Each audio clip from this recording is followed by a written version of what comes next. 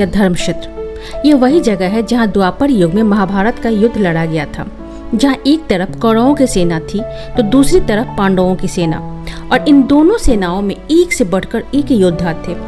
इन योद्धाओं के बीच अर्जुन के साथ एक शक्तिशाली योद्धा के रूप में जो था वो था उनका दिव्य रथ, जिस पर सवार होकर अर्जुन ने महाभारत का युद्ध लड़ा था। अग्निदेव ने अर्जुन को यह रथ दिया था। अर्जुन के रथ के ऊपर पताका के रूप में हनुमान जी विराजमान थे और इसके सारथी के रूप में स्वयं भगवान श्री कृष्ण थे। यही नहीं, शेष नाग ने पृथ्वी के नीचे से इस रथ को पकड़ा था ताकि महाभारत के युद्ध में एक पल के लिए भी उस रथ का संतुलन ना बिगड़े। 4 सफेद घोड़ों वाला यह ऐसा रथ था जो जरूरत पड़ने पर किसी भी दिशा और किसी भी लोक में भ्रमण कर सकता था। फिर ऐसा क्या हुआ कि इतना शक्तिशाली दिव्य रथ महाभारत का युद्ध खत्म होने पर जलकर राख हो गया? धर्म ग्रंथों के अनुसार जब अर्जुन दिव्य अस्त्र शस्त्रों के ज्ञान के लिए तपस्या कर रहे थे, उस समय उनकी मुलाकात हनुमान जी से हुई। अर्जुन ने अपने अस्त्र शस्त्रों के ज्ञान के घमंड में हनुमान जी से कहा कि मैं आपके समय में होता तो पत्थर का राम सेतु बनवाने के बजाय अकेला ही अपने धनुष से बाणों का मजबूत सेतु बना देता।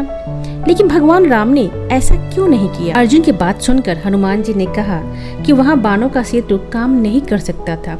अगर उस समय कोई बाणों का सेतु बन भी जाता तो हमारे एक ही वानर के चढ़ने पर बाणों का सेतु टूट जाता।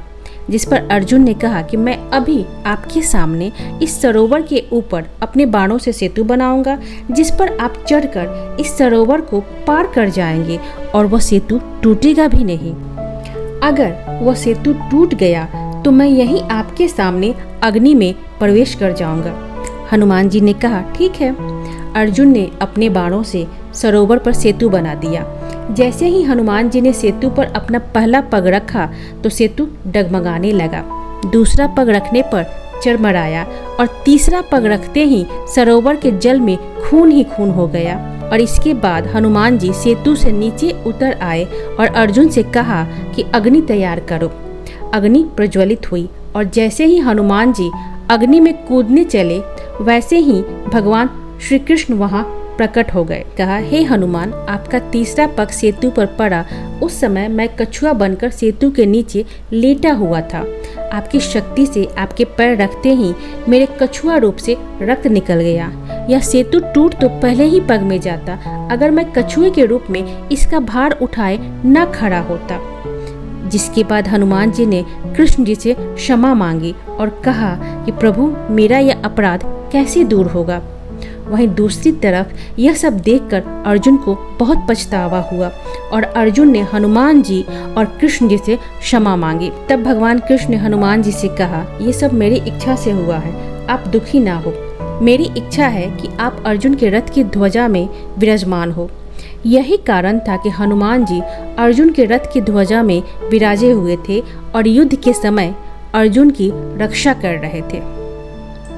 जब युद्ध खत्म हुआ और पांडवों की विजय हुई तब भगवान श्री कृष्ण ने अर्जुन को रथ से उतरने को कहा। जैसे ही अर्जुन रथ से उतरे भगवान श्री कृष्ण भी रथ से नीचे उतर गए और उनके साथ हनुमान जी और शेषनाग भी रथ से अलग हो गए।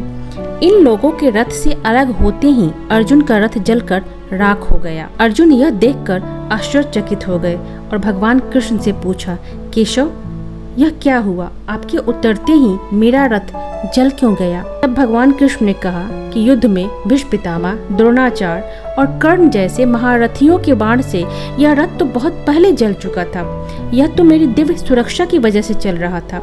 जब मैं इस रथ से उतर गया तब मेरी दिव्य सुरक्षा हट गई और रथ जलकर राख हो गया।